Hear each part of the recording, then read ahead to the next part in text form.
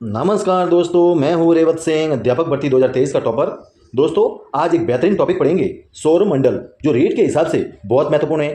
दोस्तों, एक छोटा सा टॉपिक है, अगर आप पूरा ध्यानपूर्वक पढ़ते हो तो मैं समझता हूं इस टॉपिक से बाहर सौर मंडल से संबंधित प्रश्न बाहर से नहीं आएगा। जो भी प्रश्न आएगा इसी नोट से आएगा। तो शुरुआत करते हैं। देखिए दोस्तों, जो रेट का पाठ्यक्रम है, इस रेट के पाठ्यक्रम में हम क्रमबद्ध रूप से पढ़ रहे थे, जिसमें हमने पहला बिंदु, दूसरा बिंदु और तीसरा बिंदु, यानी कि जो इतिहास वाले 3 जो बिंदु है, इसमें से 15 सवाल आएंगे। हर बिंदु से 5 सवाल आते हैं, तो 15 सवाल तो हमने कंप्लीट कर लिए थे। फिर इसके बाद में जो आगे वाला बिंदु है, ये संविधान से संबंधित है, जो राजनीति विज्ञान से संबंधित है। 2 टॉपिक ये हम बाद में पढ़ेंगे। आज हम भूगोल की शुरुआत कर रहे हैं। इस भूगोल की शुरुआत में इस बिंदु से जो पहला टॉपिक है सौर मंडल, इसको पढ़ेंगे। तो शुरुआत करते हैं बिना देरी किए। अगर वीडियो अच्छा लगे तो लाइक जरूर करें। सौर मंडल, देखिए सौर मंडल जो सूर्य है, सूर्य, चंद्रमा तथा वे सभी वस्तुएं जो रात के समय आसमान में चमकती हैं, खगोलीय पिंड कहलाती हैं। परीक्षा में पूछा जाता है खगोलीय पिंड क्या है। तो दोस्तों, जो रात में जितने भी हमें दिखाई देते हैं ग्रह वगैरह, तो ये हमें चमकते हुए उपग्रह वगैरह दिखाई देते हैं, तो ये क्या है? खगोलीय पिंड है। यानी जो सूर्य, चंद्रमा व विभिन्न वस्तुएं जो रात के समय तारे वगैरह हो और हमें दिखाई देती है चमकती हुई, तो वो खगोलीय पिंड है। इन खगोलीय पिंडों को तारा कहते हैं। क्या कहते हैं? तारा। और सूर्य भी क्या है? एक तारा है। सौर मंडल का सूर्य क्या है? तारा। यानी सौर मंडल का सबसे बड़ा तारा कौन सा है? सूर्य। ये भी परीक्षा में पूछा जा सकता है, तो ये भी आपको याद रखना है। रात्रि में, यानी रात में आसमान की ओर देखते समय आप तारों के विभिन्न समूह द्वारा बनाई गई विभिन्न प्रकार की आकृतियां दिखाई देती है, उसे नक्षत्र मंडल कहते हैं। आप आकाश में देखते हो रात के समय, तो विभिन्न प्रकार के ऐसे जैसे ABCD के अक्षर होते हैं, उस हिसाब से बने हुए या कोई डिजाइन बनी हुई आपको दिखाई देती है, तो वो क्या है? वो है नक्षत्र मंडल। ये भी आपको ध्यान में होना चाहिए। दोस्तों, एक महत्वपूर्ण नक्षत्र मंडल है, ये आपको ध्यान में होना चाहिए। अर्सा मेजर या बिग बियर, इसी प्रकार का एक नक्षत्र मंडल है। परीक्षा में ऐसे भी पूछा जा सकता है, अर्सा मेजर या बिग बियर क्या है? तो ये एक नक्षत्र मंडल है। आगे बढ़ते हैं। सप्त ऋषि क्या है? सप्त यानी 7, ऋषि यानी संत, यानी ये 7 तारों का समूह है जो कि नक्षत्र मंडल अर्सा मेजर का भाग है। आगे बढ़ते हैं। देखिए, प्राचीन समय में लोग रात्रि में दिशा का निर्धारण तारों की सहायता से करते थे, और उत्तरी तारा जो उत्तर दिशा को बताता है उसे ध्रुव तारा कहते हैं। परीक्षा में ऐसे पूछा जाएगा कि ध्रुव तारा होता है, उसकी दिशा कौन से दिशा में है? तो ये है उत्तर दिशा में। ये आपको ध्यान में होना चाहिए। सूर्य को सौर परिवार का पिता या जनक कहा जाता है। सौर परिवार का पिता किसे कहते हैं? सौर परिवार का जनक किसे कहते हैं? क्योंकि सूर्य को कहते हैं, क्योंकि सूर्य एक ऐसा तारा है जिसके चारों तरफ जितने भी ग्रह है वो चक्कर लगाते हैं, और सूर्य क्या है? स्थिर अवस्था में है। जो मध्य में है वो है सूर्य, और सूर्य के चारों ओर सभी ग्रह क्या लगाते हैं? चक्कर लगाते हैं। ये आपको ध्यान में होना आवश्यक है। आगे बढ़ते हैं। देखिए, सौरमंडल के सभी खगोलीय पिंड एक निश्चित पथ पर सूर्य के चक्कर लगाते हैं, जिसे कक्ष कहा जाता है। ये दोस्तों आपको याद होना चाहिए, कक्ष क्या है? दोस्तों, जैसे सूर्य है, जो सूर्य है, इस सूर्य के चारों ओर जितने भी जो ग्रह चक्कर लगाते हुए हैं, ये चक्कर लगाने की जो प्रक्रिया होती है, जिस छत्र से होकर चक्कर लगाते हैं, वो छत्र क्या है? एक कक्ष है। यानी अपनी कक्ष के भीतर क्या लगाते हैं? चक्कर लगाते हैं। जितने भी ग्रह हैं क्या लगाते हैं? चक्कर। तो इसे क्या कहते हैं? कक्ष।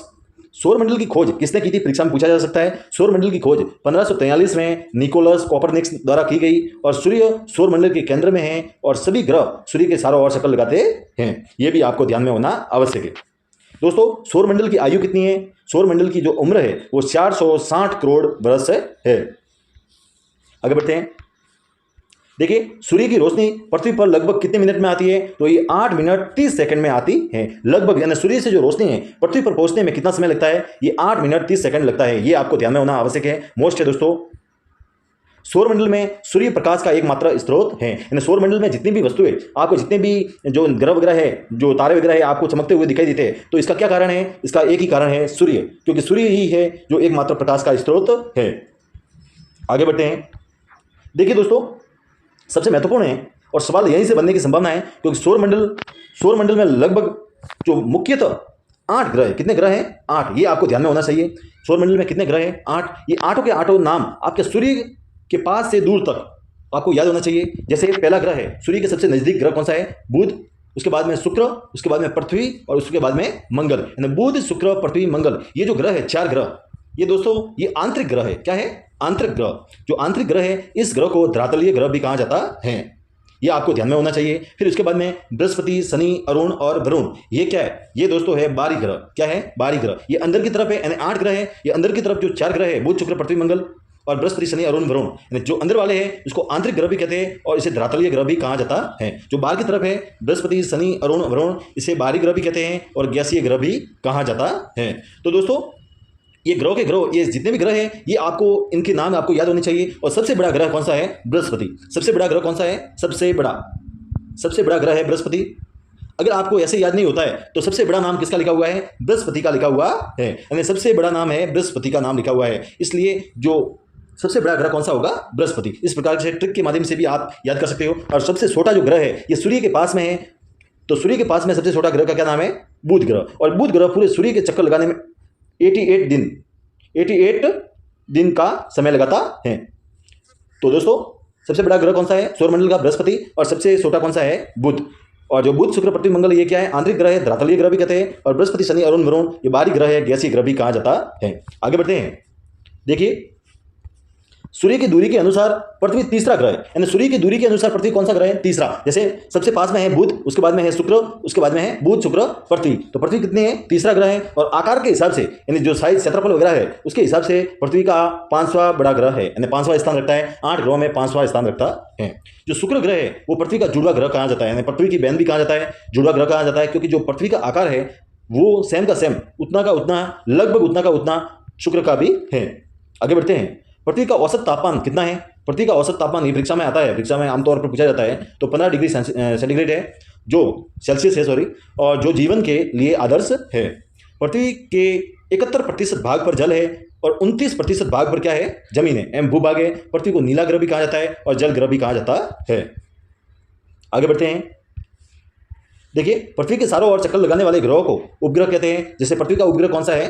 चंद्रमा। यानी ऐसा कोई पिंड जो पृथ्वी के चारों ओर चक्कर लगाता है उसे क्या कहेंगे? उपग्रह। और जो सूर्य के चारों ओर चक्कर लगाएंगे उसे क्या कहेंगे? ग्रह। ये भी आपको ध्यान में होना चाहिए। और चंद्रमा को अपने अक्ष पर घूमने में लगभग 29 दिन 29 डे, और अपने अक्ष पर यानी खुद अपनी दिशा में घूमने के लिए 29 दिन, और पृथ्वी के चारों ओर चक्कर लगाने में 27 दिन लगते हैं। दोस्तों आप 27 ये भी याद रखना है, 27 सही 1/5, ये भी आपको ध्यान में होना चाहिए।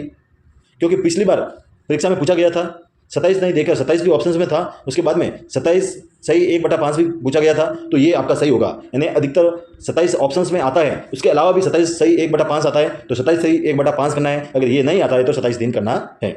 आगे बढ़ते हैं।